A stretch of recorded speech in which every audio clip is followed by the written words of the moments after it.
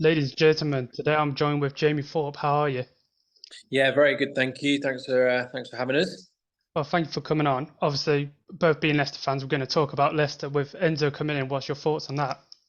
Yeah, I think pretty pleased actually. I think what the club really needed was a complete reset and someone with a fresh approach, fresh pair of eyes, and I think it's fair to say that that man represents that in all forms. So, looking forward to him getting a bit of backing. Hopefully, given a bit of patience, a bit of time to do what he wants, and yeah, it's nice to feel optimistic again. Do you think this is a signal of the owners wanting to get promoted straight away from the Championship? Yeah, absolutely. I think all the signs are that, sort of all the eggs are going to be put into that basket this year, and that this is very much a temporary 1 year stay in the championship. Is very much the plan, and I think that he is the sort of man that can imprint something of an identity again, and hopefully we can get back to knowing what we're all about as well, which will be a big benefit. You talk about an identity. Enzo, in his press conference yesterday, talked about building a project over the next 3 to 5 years. Do you think he's the right man to build that project around?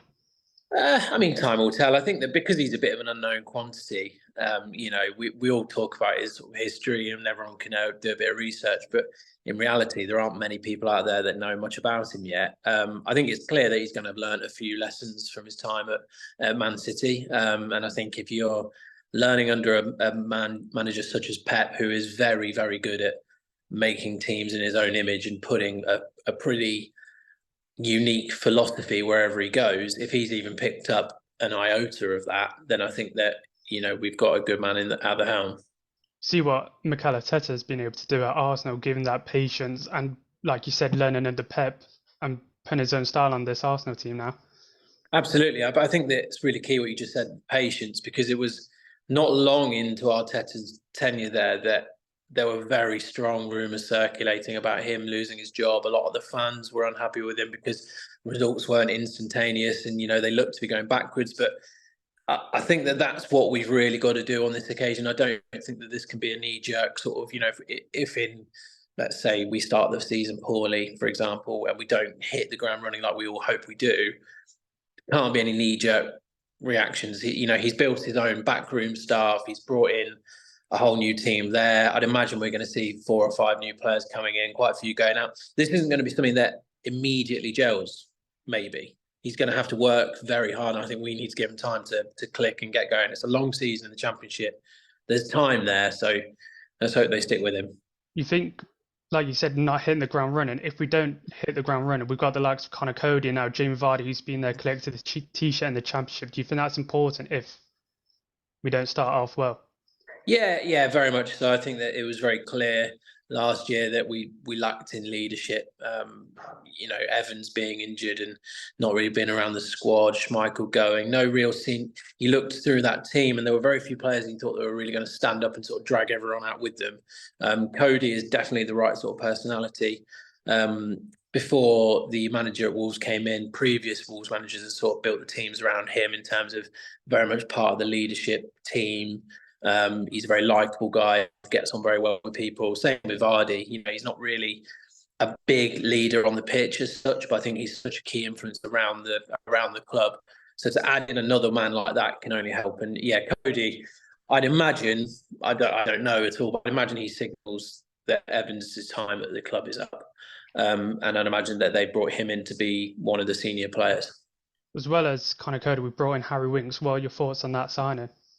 Yeah, a good one. I mean, you've only got to go back a few years when he was under Pochettino, and Pochettino was building teams around Winks as well. Like he was their sort of man who started everything from deep. He picked the ball up and he got it going. Very simple passes, but kept the team ticking. And I mean, we're going to need that big time this year. And you think when Tillemans was not firing, we didn't really have anyone on the squad that would actually do that and sort of get us going. He's got a bit of a point to prove. He's had a year out in Italy, played reasonably well by all accounts, and sort of reignited his career. But he's going to be coming here with a bit between his teeth. He's not going to want to come to Leicester just to pick up his wages. He's going to want to come in and say, right, either I get this club up and we go and we have the same trajectory, or he comes in and thinks, right, I'm going to prove that I am good enough to play in the Premier League and get my name out there. So win-win for Leicester. And I think, yeah, it's a signal of intent. I mean, those are two big players that you wouldn't have thought would come down to this league. So it shows exactly where the club's mentality is, and shows that we are, despite what we all think sometimes, that we are still an attractive proposition. Well, another player we've been linked with heavily is Zach Steffen. Do you think he's the right man to play in goal instead of Daniel Iverson or Danny Ward?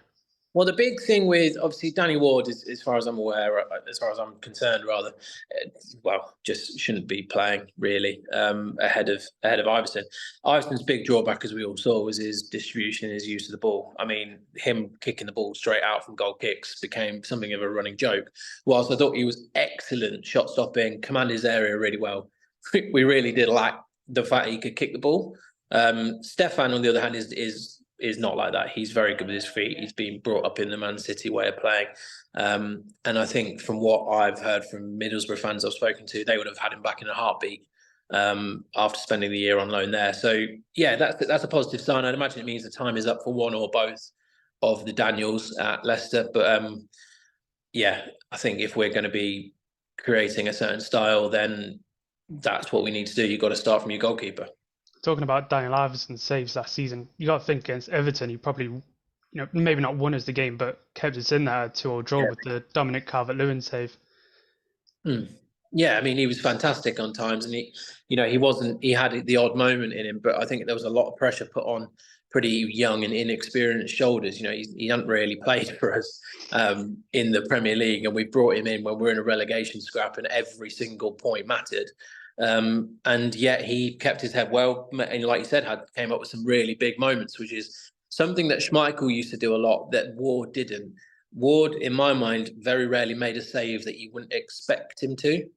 Expect him not to. Sorry, he never came out with a save that was like out of the ordinary. Whereas Schmeichel had these match-saving moments in him, and Iverson seems to be more in that mould. So, I mean, I hope the club hold on to him in one way or another. But like I said, if Stefan's coming in, then that's the faith that you put in Maresca. Well, talking about coming in, there's also going out. James Maddison, Youri Tielemans, obviously contracts expiring. What are your thoughts on Tielemans going to Villa and James Maddison going to Tottenham for 40 million? I mean, on Tielemans, and I can't imagine that was the move that he thought he was going to get this whole time. I think when he's held out and not signed his contract, which I think had a much more destabilizing effect on the whole squad than some people would perhaps put credit to.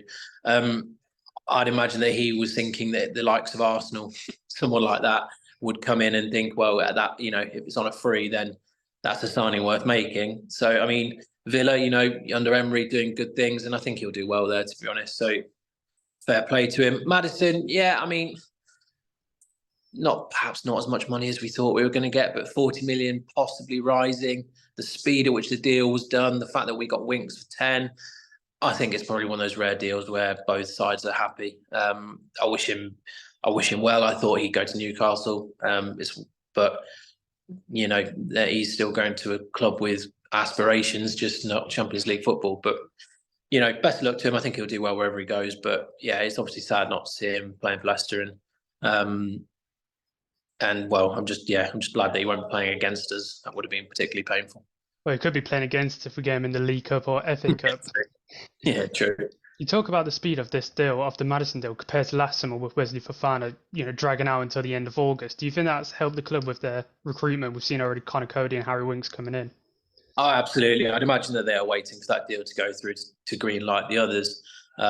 It seems that the club have learned some lessons. You think that the way, even in previous transfer windows where we did sign players, it was rare that they'd be done so early. And it looks like, yeah, they've prioritised getting the money in. I would imagine that there won't be the last of the players to leave. Some that I don't want to, and some that I really do want to get out the door. So, yeah, it'll be a bit of a revolving door policy down at Seagrave for the next couple of months, I guess. The next player linked with a big money move is Harvey Barnes. Where do you see him going? West Ham, Newcastle, or Tottenham? Yeah, I mean, any of those three. I mean, it wouldn't surprise me. West Ham have got a bit more cash in the bank to spend at the minute, and they'll be looking to do a bit of a Tottenham with, when they sold Bale, spread the money around a few signings, and Barnes sort of fits the profile for the players that they would want. It's very sad. I'd harboured some sort of naive optimism that we might be able to hold on to Harvey Barnes. stupidly, because he's obviously a Premier League standard player. So again, he's a very sad player to be gone. But yeah, I'd imagine West Ham is probably the favourites, not based on absolutely nothing other than gut feel. But again, he'll do well. I think you put him in a team that plays on the front foot and at pace, a la West Ham, and I think he's going to score a few goals. You think Leicester could be a bit more cheeky with the asking price for Harvey Barnes with his contract expiring in 2025? Yeah, definitely. And the fact that they've got the funds from the Madison sale in the bank now, well, however that's structured, but they've got some money in.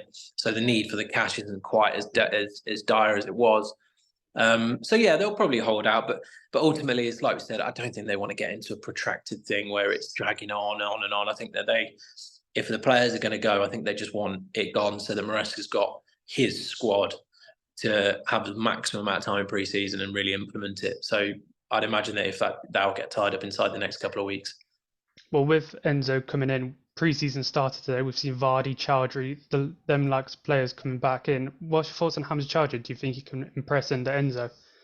Yeah, I mean, he's one of those players, isn't he? Because he's not a particularly inspiring player. He's not going to do anything that's really getting the crowd off the feet too often. But he's one of those that you just need. Like, you've got to have some players that don't particularly excite you, that are going to come in and do a steady job. I mean, he played a lot of minutes for Watford, played in a lot of games, and I think he's in the top sort of 5 for tackles made and across the whole championship and interceptions. And we're gonna need a player like that, someone that can come in and just do the steady stuff and keep us in what is a very physical, combative, intense league. And frankly, we're not going to have any central midfielders left at this rate. So I think we're going to need someone in there.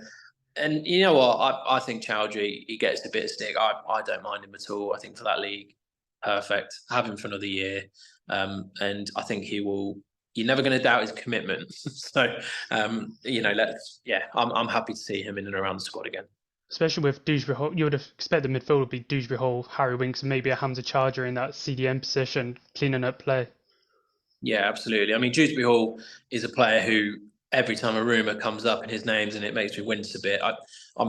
That's the sort of player that we need to keep. Barnes and Maddison, I can understand a bit more, but Dewsbury Hall didn't have the best season last year. I think it's probably fair to say he'd probably be the first one to admit it, carrying a bit of an injury, but clearly got something about him. Clearly is bothered as well, which counts for a lot in the modern game. So yeah, let's hope we hold on to him and get him playing a lot of minutes and get him back to the levels that we know that he can hit. You think Dewsbury Hall is a future captain of the club? Obviously, previously we were talking about Connor Cody's and Jamie Vardy's leadership off the pitch as well as on the pitch.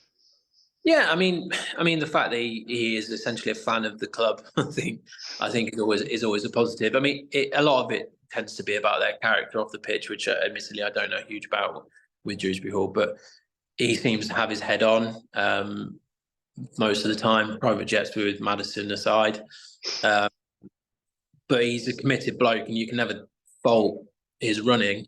I think he felt the pressure more than most towards the end of last year, whether that was because he was such a fan of the club. He was making some very uncharacteristic errors. But he's a young guy with time to improve. So yeah, you never know. He plays in a good position to be captain as well. And I wouldn't be upset to see him with an armband on, put it that way. Another player from the youth academy that we saw in pre-season was Ben Nelson. Do you think he'll have an important role to play this season, maybe get promoted into senior squad? Well, I think he's going to have to be at this rate. I know there's been links with a few good centre-backs coming in, and I don't think they'll be the last. But I think youth players in general in the Championship do play a bit of a role in and around the squad. Whether he's important and starts, regular games, I'm not so sure with him. I think that the youth player most tailor-made for proper first-team football in the minute is Braybrook. This is obviously completely subject to how he recovers from his injury, but in terms of how he uses the ball, he's very intelligent with it and he's very steady. So I hope that he and Will Alves are able to come back and get some minutes in and around the team. But I think that hopefully have learned a bit of a lesson from last year where we had to rely on youth products that weren't quite ready due to injury more than anything. And as much as I want to see us bring them through and give them minutes, I don't think there are any that I want to particularly rely on as such. You think someone like Sam Braybrook or Will Alves could be a good rotational player to play maybe half an hour, like come on in the 60-minute for Dewsbury Hall or Winks and see a game out. Yeah, I mean, absolutely. I see no reason why not if they're deemed to be good enough, and it's going to help their development. And I think Braybrook is probably the one that the club are hanging their hat on. That I mean, that injury was horrendous. Um, as well as was Will Alves. To be fair, that was awful. More of an assault than an injury. But I think, yeah, I'd be very happy to see those two in particular in and around the team. I think they can only benefit from learning from the senior players as well. And this is the league that's the probably one of the few silver linings of being relegated is that in this league you can bring youth players through with less of a risk. So yeah, get them in and around there, and hopefully get them back on the right track. I had Owen Palmer on in the past, and he said a rebuilding the Championship would be easier in the than in the Premier League. Are we seeing that now? I think it's probably easier in some ways in terms of the fees involved for players are less. You're probably able to shift players on a bit easier because there are some that won't be happy to be in the Championship. I think the downside is obviously the level of player you attract. I mean, we've done well with Winks and Cody, but there are other deals that are going through at other clubs now in the Premier League that I think we probably would have been interested in had we still been there. So it's a bit of a give and take on that. But either way, it's not something we've got a choice and we've got to do it. So whichever league we're in, we've got to sort of press the reset button.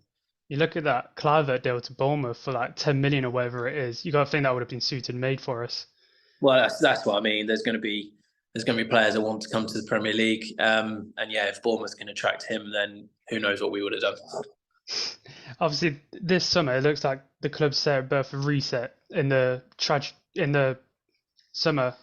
You know, signing players with failures in the past of Perez, Vestergaard, Bertrand. Could arguably say Daka and the failure of signing our right winger. Do you think this is a good reset button for the club?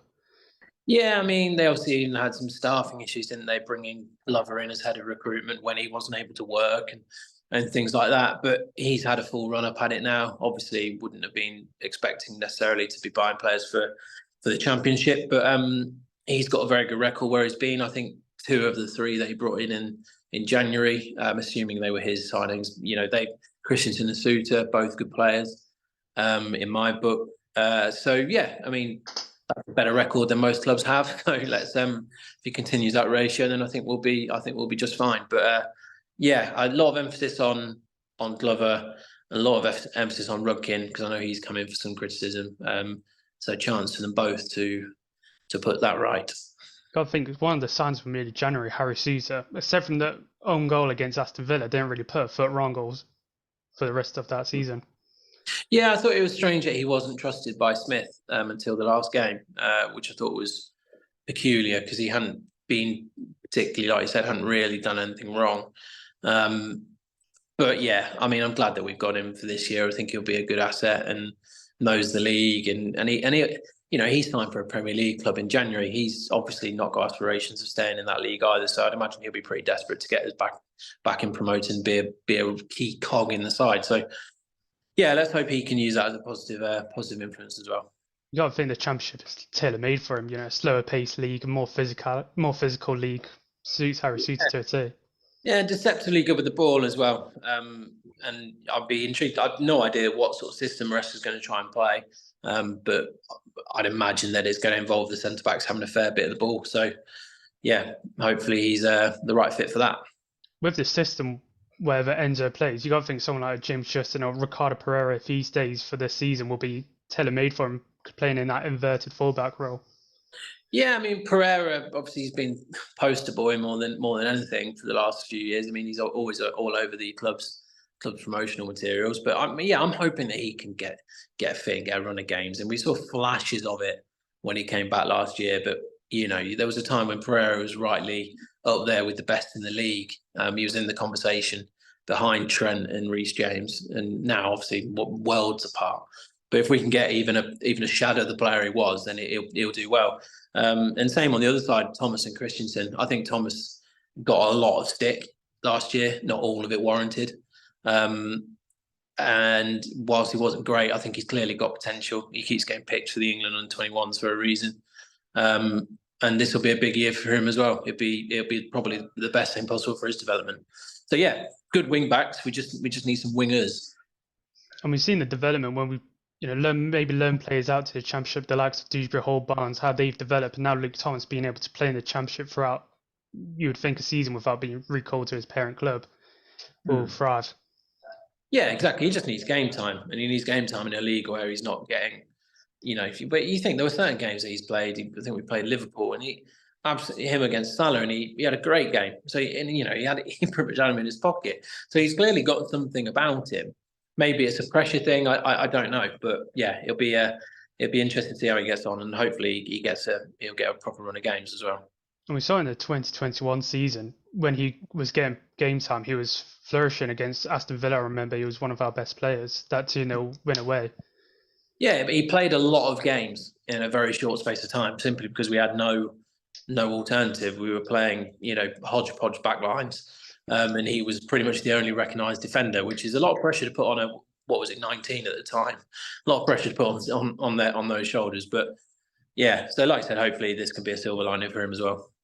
With someone like Wilfred Ndidi, do you see him going to Celtic for 9 million, the rumoured fee? Oh, I mean, you go back 2 years, and if someone said 9 million for Ndidi, you'd laugh.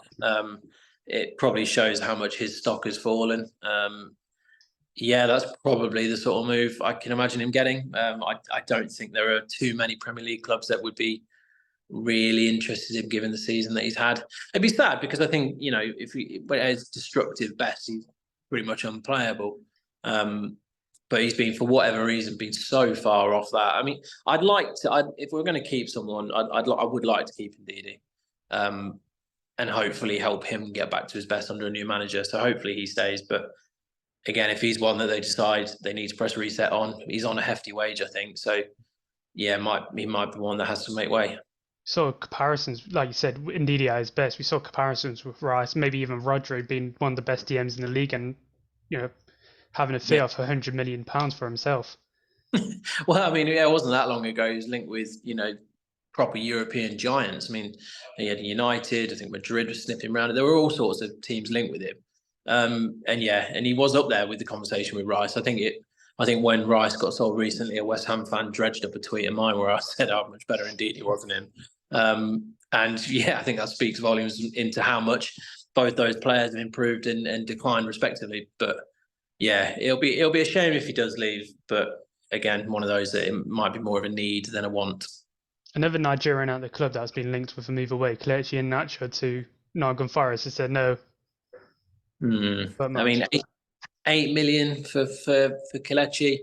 I know he's a bit inconsistent. You never really truly know which Iheanacho is going to turn up, but that seems light for me. Again, it could be just to get his wage bill off. I'd like to see him stay. I think him and if we could be very greedy and keep him and Daka in that league, then I think they'd score a lot of goals together as a team. Play them in the same lineup, I think they'd be absolutely golden. But it might be a personality thing. I don't know. He's never done anything offensive as far as I'm aware, but they might be trying to just to press, like I said, press reset on a number of things, and that might be one that doesn't quite fit with how we're looking. But yeah, 8 million, especially to Forest. Yeah, you don't want to see that really. Obviously, you talked about Daka and Iheanacho being the partnership front. Do you not think someone like Jamie Vardy will get loads of minutes compared to last season? I think he will play. Yeah, I think he'll play, but it's a brutal season. You've got a lot of games and a lot of times you're playing Tuesday, Wednesday, Saturday. You've got Vardy's 37 now, 36, 37. I just don't see him getting that many minutes in terms of regularly. I'd imagine that he'll play the big games and he'll definitely start the season, but you're going to need reliable, strong backup behind him, and because he's just not going to have the legs to play every minute. We're going to have to manage him and just get the most out of him that way. You think him rejecting that move to Saudi was a big statement to Leicester fans that he's going to stay with us for one more year? Yeah, I certainly hope so. I mean, I imagine that the money that they were offering him would have been pretty substantial, given the wages that's being bandied around for other players. Whether it was purely for a family thing, I know he's pretty well settled where he is at the moment. But yeah, I mean, I'll take a positive spin on it. Anything that bloke does gets a blue tinted view on it, and quite rightly. So Yeah, hopefully. I think it would only further cement his legendary status at the club if he did stay with us, and hopefully help us get promotion. If he wasn't already, properly the number one already, it just puts him in there even firmer. We saw him walking into preseason with a goat hat. Do you think Yeah, that's fitting for him? must be ringing out his own clothing line. Yeah, that's quality. That is. But yeah, he, like you said, it influence as much as him on the off the pitch as much as him on the pitch is going to be so important. So, yeah, I hope we get another year out of him. With the financial strains of relegation, do you think it halts expansion to the East Stand? Probably, given the way that they work at the minute, they might just decide just to go ahead with it anyway. There have been rumours of that, haven't there? So you never know. I think that ticket wise, they sell out pretty strongly, and I'd imagine that if we start the season well, then that won't be an issue. But it would make sense for them to press pause for a year, and I'd imagine that's what they will do. With that East Stand expansion, if you could have a statue of any player, obviously we're going to say Vardy, but if you could have, let's say, 3 statues, who would you choose? That is a question I was not prepared for. I think you'd have to have Wes Morgan being, or Schmeichel, one of the two, being the sort of like iconic leaders of that time, and then you're looking back to players who've made a massive impact on the club, or they've given a lot. I think Lineker for his role in saving the club back in the early thousands.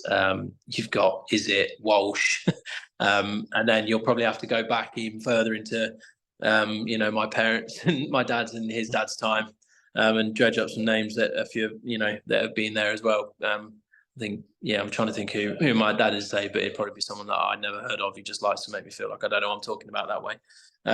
But yeah, I mean, get big Wes and Vardy and immortalised, and I'll be very happy. Do you think Schmeichel deserves a statue too over there?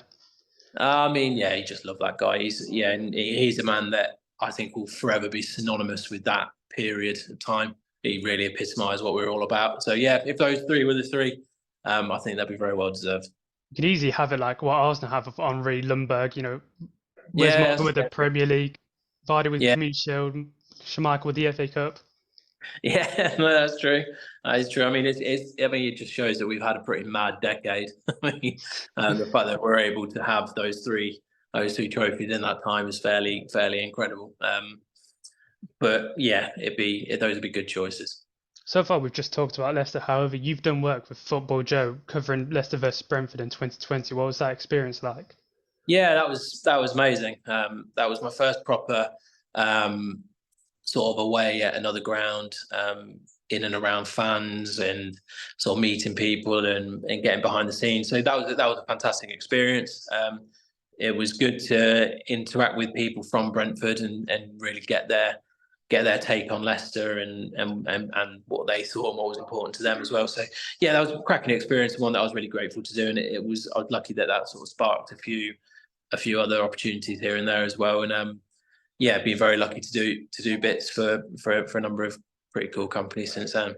Is that the piece of like that kind of piece of work? Is that what you like to do, talking to fans and interacting with people?